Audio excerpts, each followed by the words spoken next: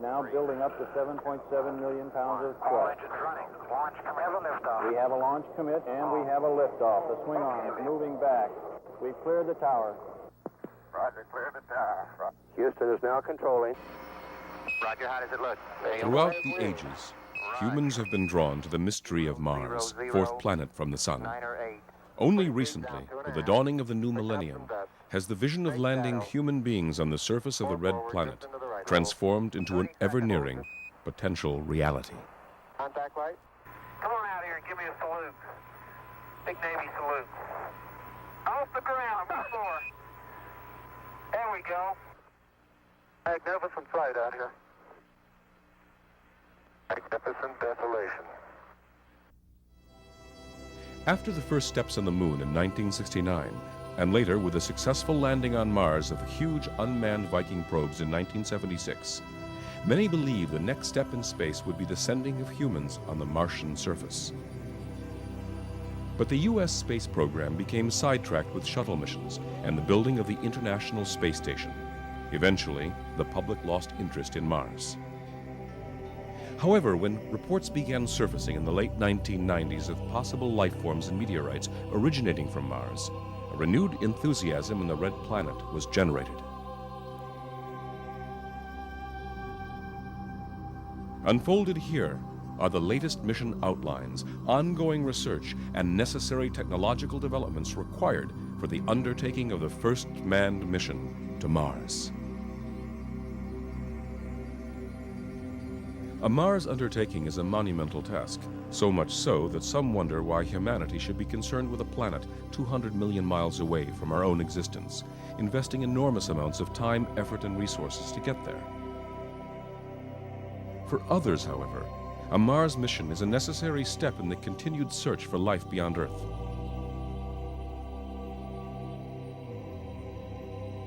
Seeking out new life forms has such tremendous implications for the future of Earth that it is viewed as a priority for any upcoming Mars excursion.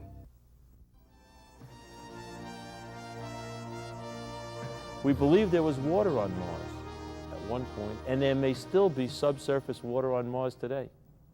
We know with certainty, anywhere on life, that we find water, we find life. It may be a little amoeba, it may be a single cell of life, but we find life. And maybe we could find fossilized life on Mars. This would be an unbelievable breakthrough in human understanding, just to know that at some point in time, life might have existed, even at a very low form, in a place other than Earth. Certainly one of the main themes has to be looking for clues as to the origin and evolution of life in the solar system. That is, looking for fossil evidence on Mars, or bringing pieces of Mars back so we can examine them here on Earth to look for fossil evidence of life that might have evolved on Mars. Looking up near the polar regions where there still is frozen water ice, which may mean that there's a possibility there might be some residue, a life residue from that earlier era. Was there ever life on Mars? If there wasn't, why wasn't there? Because we know Mars was warm and wet at about the same time the Earth was first evolving life. Mars had conditions that could have evolved life as well. And if it did, that means that there are now many broader range of places, a much broader range of places where you can expect to look for life. Maybe we could look for red planets that are smaller and are farther from the sun than the Earth is, for example, and have a chance of there having been life evolve on a much broader range of conditions than just the Earth. So it has profound implications for life in the universe. Many of the key meteorite samples containing what scientists believe is a life form presence were discovered over 100 years ago. Only recently were they determined to have come from Mars. Scientists theorize that a high-speed meteor impacting onto the Martian surface caused thousands of tons of soil and rock to be ejected from the planet. These ejected samples then spent perhaps millions of years in space before finally impacting at various sites here on Earth. In what many believe to be the single greatest discovery in Earth history, scientists from NASA and Stanford University revealed their conclusion that the meteorites contain the remains of Martian life forms. Analyzing a meteorite sample discovered in Antarctica in 1984, the scientists claim that certain structures found in the rock are actually fossils of single-celled organisms, similar to ancient life forms here on Earth. Organic molecules found in the rock are believed to be residue of these life forms. There are, however, many noted scientists that dispute these claims, strongly urging that further research be conducted regarding the search for life on Mars. The Martian meteorites, they are igneous rocks. And also on Earth, there are no forms of life in igneous rocks. Where you find the ancient life on Earth are sedimentary rocks, which were once in form of individual minerals and only compacted later on by temperature and pressure. Those igneous rocks are the wrong samples to look for remnants of life. If we had problems on the ground, we still had a second opportunity. Currently, the debate continues to rage as to whether life existed or still exists on Mars. One of the most compelling questions about Mars is, was there life, and searching for that life. But we don't really know what we're looking for. We can't even come up with a rigorous definition of life. In some sense, when people ask me, how are you going to search for life if you can't define it? The answer is, well, we'll know it when we see it. The controversy over the possibility of life on Mars has served to generate extraordinary public interest in Mars exploration and space in general. I've been talking about this subject for years. It's a great subject and it's a great story. You know, I mean, it's about time that Americans really started taking an interest in it. I think if we don't self-destruct, that we're going to go out there. You know, I mean, it's the nature of evolution to explore wherever you can. I mean, to where like every life form spreads its territory as far as it can. You know, and the human race is the first earthly life form that's been able to go anywhere else.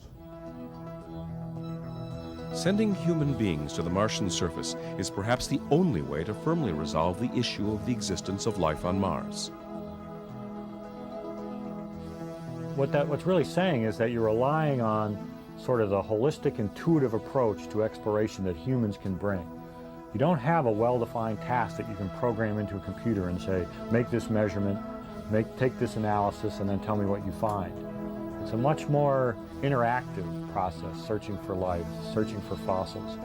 And certainly right now, we only know how to do that with human beings. You know, a common question in the space program is always the tension between, do you need people or should you just use robots? People are adaptive. When something happens, they're able to react like robots can't. They have versatility and flexibility and manual dexterity. So there are things that people could do that robots can't. But we will not send people until it's economical and the potential for scientific or economic benefit is high enough. And that's the approach we're using. Yes, we need people. Yes, we need robots. A technologically advanced armada of robotic rovers has been developed for eventual deployment on Mars. These rovers will act as scouts for the human mission to follow. You can imagine if you want to explore another planet like Mars, that you need to get down to the surface of Mars in more than one or two spots. You can't imagine understanding the Earth from having landed on the Earth in just one place. It's much too complex a planet. Mars is equally complex, and we need to find a way to systematically go back to Mars every opportunity there is with a series of small probes that can land on the surface, eventually drill down beneath the surface, looking for water, looking for any other evidence of the early era, left from the early era of Mars, when there was lots of water on its surface and where simple life forms could well have evolved. I mean, we've obviously got a lot to do to get our act together here. You know, going out there might be one way to do it. You know, I mean, I don't see exploring space as ignoring earthly problems so much as it's a different way to grow. You know, we have to grow our way out of our problems. And that's a very serious way to grow. You know, you learn a lot doing it. You learn a lot about yourself doing it. You learn a lot about the planet you just left. you know, and I think that's important. It can all be useful to the growing experience of the human race. When you send a human being to, say, Mars, we would like those human beings to do the most important things they can do during their stay on Mars. That we will know because the robots will have explored Mars well enough that we know what the most important questions are that the astronauts can help us answer, and we will know where the most important places are for those astronauts to visit. So the robotic program will lay the groundwork in terms of understanding the Mars so that we can be most effective in our initial brief human explorations of that nearby planet. The manned Mars mission will be an international rather than a nationalistic undertaking, unlike the American Apollo space program of the 1960s and 70s. Still, the mission will not be cheap, simple, or totally without risk. The technological requirements alone are monumental. Over the past 2 to 2.5 years, we conducted a study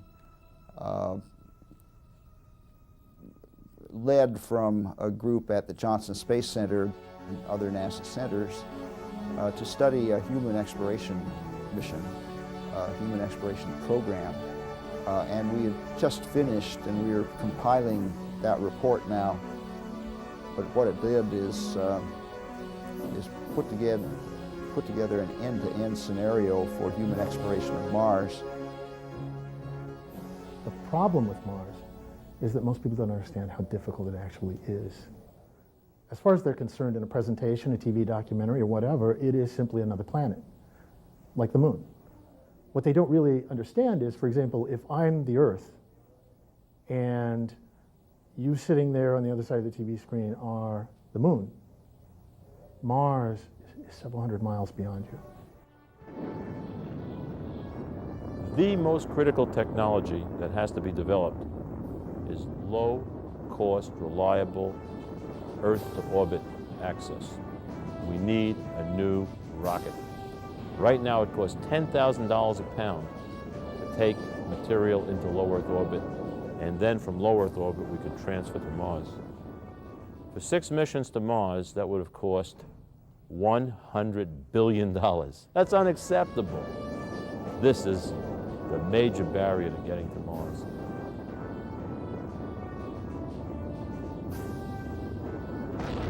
Many scientists and engineers believe that current interplanetary rocket propulsion technology and fuel systems will be unworkable for such a large-scale Mars mission. The next generation of propulsion systems will likely involve ion or fusion reactors utilizing the light element helium-3 as primary fuel.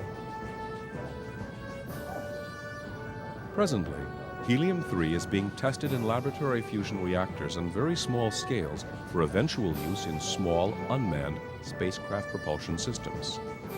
Eventually, this technology will be expanded and utilized in large-scale rocket boosters capable of matching the power output of current chemical propulsion systems.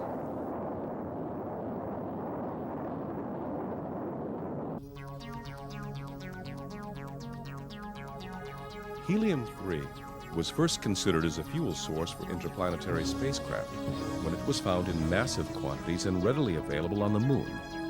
This determination was the result of analysis of the moon rocks brought back by the Apollo astronauts. Corporate studies are currently underway to investigate the likelihood of establishing a helium-3 mining colony on the Moon. Development of this technology will also have important applications for society at large, possibly replacing fission nuclear reactors as a source of electrical energy in the 21st century. One of the long-term benefits of a helium-3 based energy economy, and lunar helium-3 in particular, is that it enables a whole bunch of other things to happen. It enables us to bridge our way to Mars because the launch vehicles and the technology needed to settle the Moon and to extract helium-3 are essentially the same types of technologies necessary to go to Mars. We are privatizing the space station, privatizing the space shuttle and using those resources to fund the first human missions to Mars. That is our goal, to see that happen. That way everybody gets what they want. The government gets its big showcase mission to Mars, people who are into Mars get that. Those of us who want to start businesses in the Earth and the Moon system get a chance to do that. It all works together in a wonderful synergy, because if you can use the inspiration of Mars to excite the public, then space in general and space activities in general will rise. Harnessing helium-3 as an energy source not only clears the way for Mars travel, but is an important step in colonizing the Moon as well. The primary byproduct of producing helium-3 on the Moon is hydrogen. And in the course of extracting the helium-3 and hydrogen, you also produce water. Anywhere you produce helium-3 on the Moon through heating up the soil to extract this solar wind gas, you are going to produce hydrogen and water. And those are the essential components for self-sufficiency on the Moon. And indeed may well be the source of fuel and oxygen and water for space travelers to Mars and for the early settlements on Mars. This same technology could be utilized to produce fuel on the Martian surface. As a result, fuel for the return trip to Earth would not have to be stowed as payload on the initial flight to Mars. This subject of extracting rocket propellant from the Mars atmosphere for the return rocket to Earth, it will save enormous amounts of money if we can produce propellant on Mars. It can save effectively half of the mass that you have to launch from Earth to Mars, which means that in general that would save about half of the cost of the mission if you didn't have it. The atmosphere on Mars, however thin, still has carbon dioxide. We can convert that carbon dioxide with a little added hydrogen into methane fuel and oxygen for breathing gases. Perhaps there's water on Mars. We could convert that into a very high energy fuel, hydrogen and oxygen, and we could also have water to drink. We could have oxygen to breathe. For several years, we argued, a group of us argued that closed life support systems that included plants, closed ecological life support systems, would be essential to long-term exploration of Mars or the Moon. And we tried to get people in NASA interested on the engineering side to incorporate those kinds of approaches into the mission design. We need to take seeds with us and not foodstuffs, because foodstuffs are very heavy. So we'd like to be able to learn how to plant foodstuffs on Mars in the Martian soil, in the Martian environment. And then we'd like to figure out how to have what's called a regenerative life support system, so that we could recycle the air we breathe and we could recycle the water we drink, so we don't have to constantly take a lot more with us. If we could overcome these issues, we're on our way to Mars.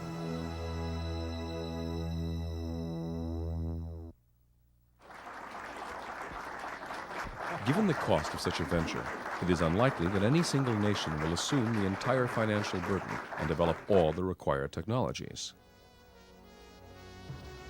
Likewise, the makeup of the crew will reflect the international character of the mission. Unlike the Apollo crews, which consisted solely of Caucasian American males, the Mars crew will no doubt comprise men and women from a variety of participating nations.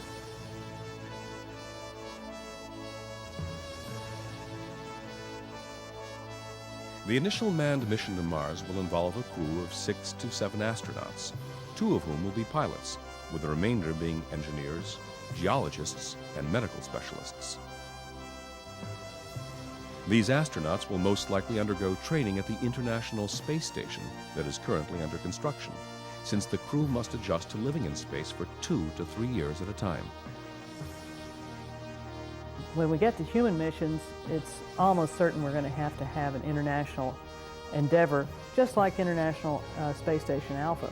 I mean, that's got Europeans, it's got Japanese, it's got Russians, it's got US, and I think that's the way we'll be going to Mars with people. So we're already international and getting more so. The motivation for exploring Mars politically is cooperation, not competition. And cooperation by its nature is not a goal-oriented task, it's a process-oriented task. From a political point of view, what's important is not going to Mars and coming back, but the process of working together to go to Mars. So, in fact, the logic forces you the other way around. The best way to make Mars a beacon of international cooperation is to have the mission take as long as possible. Stretch it out. So I'm actually not optimistic that we're going to go to Mars and anywhere near the rush that we went to the moon. I could foresee a day, perhaps 10 years from now, as early as 10 years from now, where we may want to decide there's a compelling reason to go to Mars because we got the mission cost down to an affordable level, and we see scientific benefit for early human exploration. And these explorations could take place within my working lifetime. So to get ready for possible human expeditions to Mars, we need to find out where are the interesting places to land, where are the safe places to land, where is the resources so that we can start living off the land as soon as possible. And if we can do all that, by about 2018, we hope to be able to field a human mission to Mars. 2018 is a nice time frame because you've got the space station that's going to be operational in a few years. People need to live and work on the space station for a while to see how much zero gravity they can stand, and they need to be able to understand something about partial gravity. You know, Mars is 3/8 of the gravity of the Earth. So by 2018, we ought to have the technical infrastructure in place and a sufficient understanding of Mars so that we know how to send people there.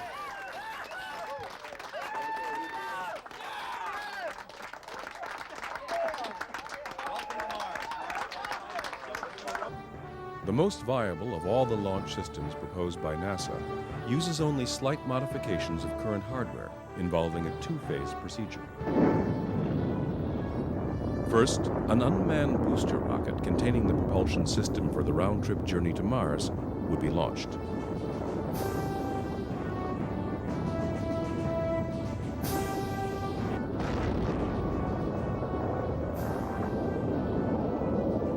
Mark 1 minute 12 seconds, coming up on period of maximum aerodynamic pressure on the vehicle. Mark 1 minute 41 seconds. Pass through max Q, still looking good. Through max Q, and everything looks good. Shortly thereafter, the manned vehicle, housing the habitat module and crew, would also be launched.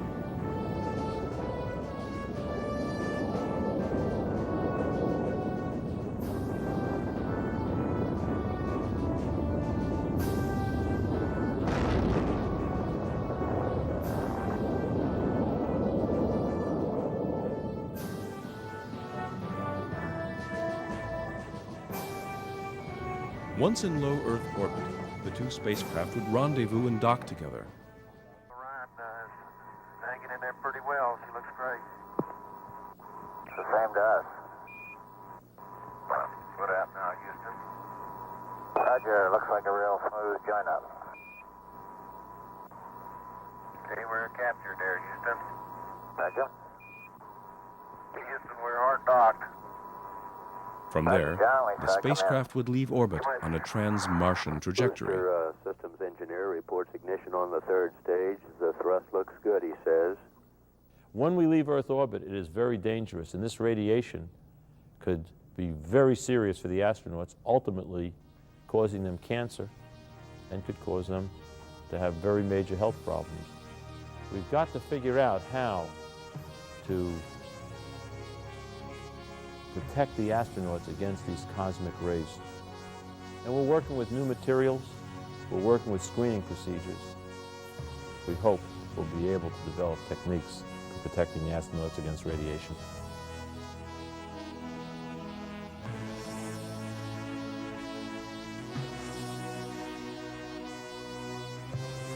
could launch with just enough fuel to get you, say, to the vicinity of the moon, and then be met by a service vehicle, if you will, from the moon that would then resupply your hydrogen, your oxygen, and other materials that you need for the much longer trip to Mars. Yes, the moon can be thought of as a service station in space. You probably would not visit it on your way to Mars, but you would meet supply craft coming from the moon in order to add to your consumables or to what you need for life support, for fuel, for getting into Mars orbit, and so forth.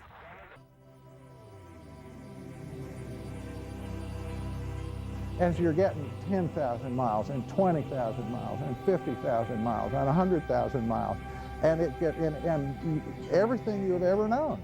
You know, I mean, like the whole history of the human race is getting to the point where you can cover it up with your thumb.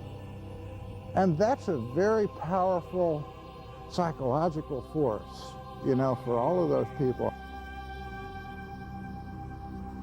Mars missions are constrained by the planets, by the relation in their orbits of Earth and Mars.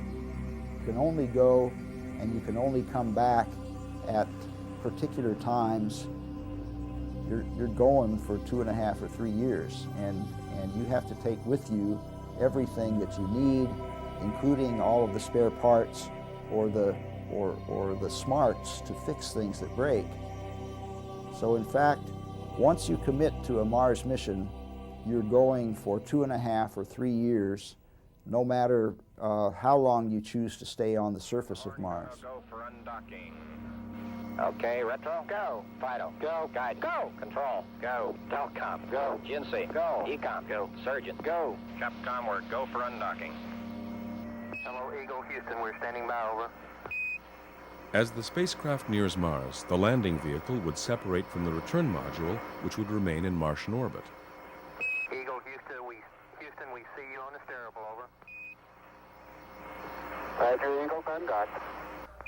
Good radar data. We're now in the approach phase. Everything looking good.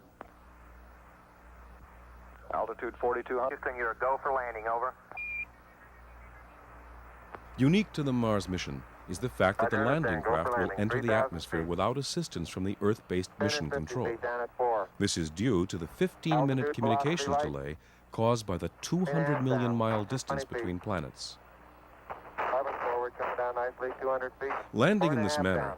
makes the 5.5 maneuver down. exceedingly more difficult than the mission 100 control-assisted feet, moon 3.5 landing down. of Apollo 11. Altitude, velocity, As a light. result, success 3.5 or down. failure would 20 depend feet. entirely on the skill of the crew and 11 the forward, spacecraft's coming down computers. nicely, 200 feet. 4.5 down. 5.5 down. 100 feet, 3.5 down. 9 forward. Okay, 75 feet. Car's looking good. Down a half. From the knowledge gained during the robotic excursions, the landing site for the Mars mission will be determined based on the location most 40 feet down, hospitable for 2.5. human beings. Picking up some dust. Straight shadow. 4 forward, drifting to the right a little. 30 seconds. Forward, just. Contact light. Okay, engine stop. We copy you down, Eagle. When humans go to Mars, they're definitely going to be stepping into a hostile world.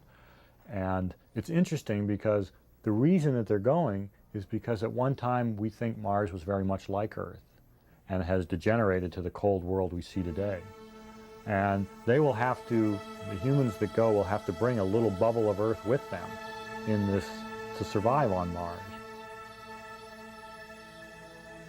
They will land on the surface and inhabit a set of facilities that for the most part have been put down before they were actually launched from Earth. So you would send the habitats out, you would send the rovers out, you would send the equipment for producing propellant for the return out before the crew ever left. Deliver it automatically, robotically, have it set up and waiting for the crew to get there. So the crew would come out in their habitat, go down to the surface, have this set of chambers and rovers and suits and such waiting for them. There's been thoughts about whether we should have a national mission to Mars to plant the American flag, or whether we should do it cooperatively with other nations. It'll be very appropriate to work together because science is the domain of the human species. It'll also be an opportunity to cooperate and perhaps not have a variety of flags being planted all over Mars and starting the process all over again where we had war on Earth. As far as what actual astronauts on the surface are going to be doing, I would expect them to be working their way out in concentric circles or spiral, whatever, wider and wider, farther and further away from the base, looking for signs of life at first, looking for different and very interesting geology, those types of things. You're unprepared for visually what everything looks like. I mean, like, there's no sense of scale or distance, you know? I mean, like, even out in the desert, you know, you see a telephone pole a half a mile away, you know? I mean, to where, like, that telephone pole cues you what your distances are. You know, there is no way to tell how far away anything is, you know, to where, like, the angles, you know, I mean, like, the horizon is much closer. So it's a hard place to find your way around, I would think, you know. I can imagine getting lost. Another important consideration in determining a landing site is based on where the crew would most likely find life forms, if they indeed existed, or still exist, on Mars. Geologists, and particularly planetologists, for many, many years have felt very strongly that Mars had a more Earth-like environment in its early history, and that if life was forming on Earth 3.5 to 4 billion years ago, then almost certainly the same processes were occurring on Mars, and that we ought to see evidence of that when we get there. It would be somewhat surprising if one would have had on Mars similar conditions as we had on Earth. On Earth, say 4 billion years ago, and life would not have developed there. I would say, and I am convinced, that if there was life once on Mars, it was life with the same kind of mechanism as life produces itself and replicates itself on the Earth. Mars and Earth were similar enough in their early history, we think, that it's likely that if life evolved on Mars, it's probably going to be similar in some broad context to life on Earth. If we were searching for life on Pluto or somewhere completely different than the Earth, then of course we could not expect it to be Earth-like. But Mars is similar enough that it's probably going to have, in broad brush, the same kind of systems that we have. And that's good, because it means that we have a chance of being able to recognize it when we see it. So I think the secret to searching for evidence of life on Mars is to go to ancient lake beds, go to places that are now dry, but at one time had a lake, and to dig down through the sediments in the bottom of those lake beds and look for evidence of organisms that would have lived in that lake. Our lander is going to be landing in the ancient terrain of Mars, hopefully near an ancient lake bed. So we'll be able to see if there was ever, maybe be able to see if there was ever life on Mars, see if we can find some indications of, you know, if you find fossil scum around the edge of the lake bed, you know there was life there. Maybe we probably won't find that, but maybe we can find some indications. Is there now life on Mars? We don't know. There certainly are potential niches, ecological niches, where life might have evolved as very simple forms of life, might have evolved in order to survive to the present day. We just don't know, and that's one of the things that's going to be exciting about the investigations of Mars. The thin Martian atmosphere allows that the solar radiation, the solar UV, penetrates towards the surface, and in this way sterilizes this everything, kills any possible forms of life. There has been the suggestion that life might have retreated towards certain niches at depths, and so this cannot definitely not be absolutely excluded. The surface of Mars today is much too dry and much too cold for life. The only possibility that we can see now that there might still be life on Mars is if it's living underground in some sort of chamber that's being heated by a volcanic source with ice melting into water and sort of an underground stew that could maintain life. It's possible. We have no evidence that it's there. That'll be something we'll be looking for, but we don't have any direct evidence that it's there yet. They might go hundreds or thousands of kilometers over a couple of week period to study the rocks and to take samples and bring them back, and they'd be able to do some of the analysis on those samples right there on the surface. So if they found something really interesting, they could maybe go back out and look a little bit more to find out what was going on. Given the availability of resources on the planet, the planned establishment of at least a semi-permanent base on Mars is also being researched. An important mission goal will be to assess the possibility of maintaining a long-term human presence on the planet. One of the slogans my organization created in reaction to the Apollo program was "No more flags and footprints." The idea that you would have one or two missions or a series of missions that would be dead ends on Mars is unacceptable to us. In fact, we will fight that politically and in the media. We believe in permanence and settlement. We believe in an orientation. Even if you can't sustain the first two missions, at least you create the infrastructure that can be used later on by those who follow. That's a frontier approach as opposed to a nationalistic, program-oriented approach as we had with Apollo, and we have to do that on Mars.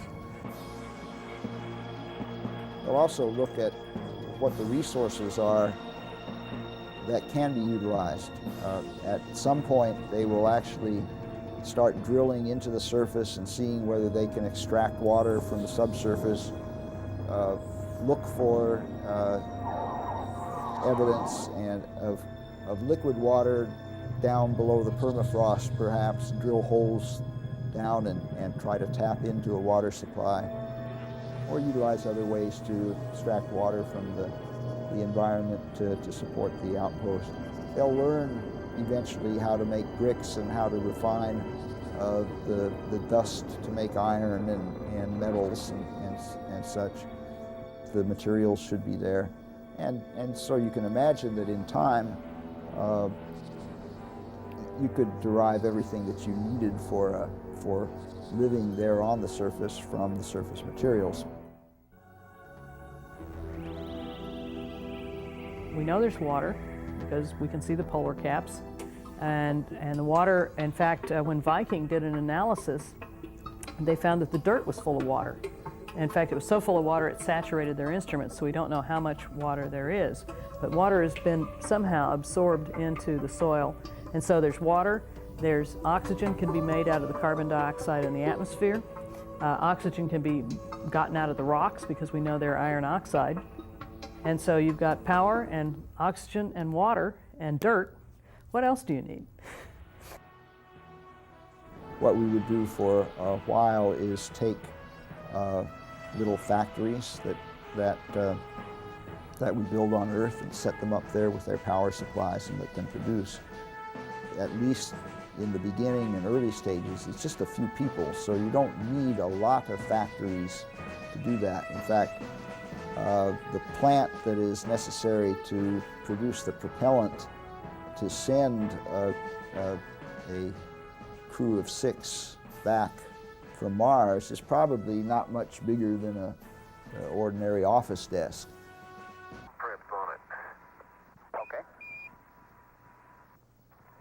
At the conclusion of their stay, 6 months to a year after arriving, the crew would leave all of the facilities intact, so that following missions may also make use of the settlement. Okay, it sounds good. We think so too. Heavily laden with rock and soil samples, as well as fuel processed on the Martian surface, oxygen extracted from the thin carbon dioxide atmosphere, and foodstuffs grown in the Martian soil, the crew would prepare to take their leave of Mars. Director Gene Kranz now taking a status check with his team. Go, no go for ascent. Standing by. Ryan, you're go for liftoff. Capcom? Ecom. Surgeon. GNC. Guidance, you happy? Go. Fido. Go. Capcom, we're go for liftoff. Houston, you're cleared for takeoff. Roger, understand. We're number 1 on the runway. Port stage, engine arm ascent.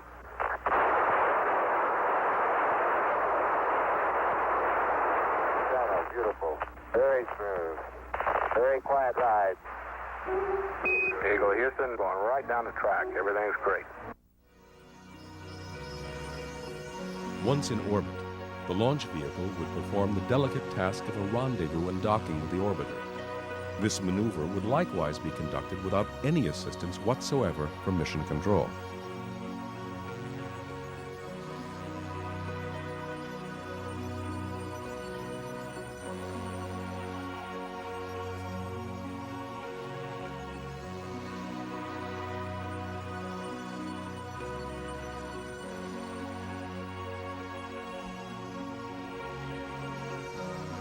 After nearly 2 years into this mission, the crew would then have to settle in for the year-long journey home.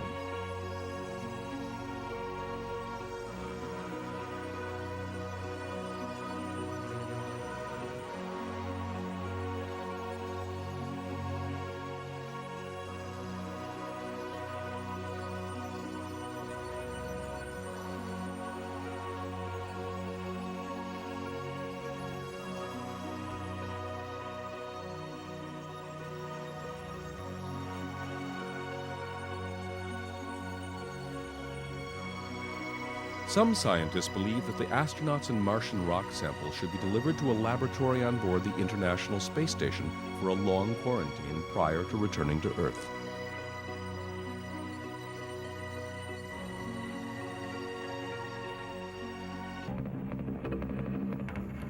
Once the safety of the crew and the safe handling of the cargo is assured, both would then be transferred for the flight back to Earth.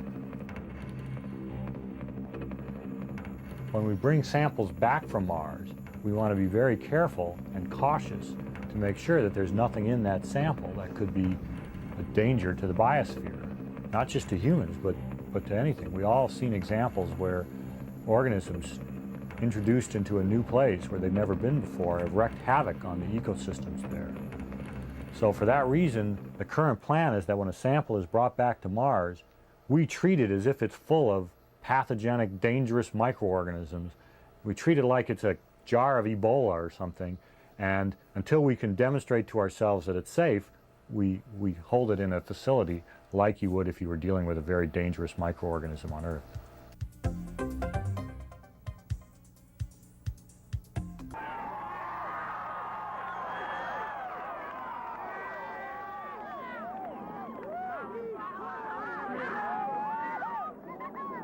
Upon their safe arrival on Earth, these astronauts are likely to receive the biggest hero's welcome since the return of the Apollo 11 moon mission in 1969, when Neil Armstrong and Buzz Aldrin placed the first human footprints on the lunar surface.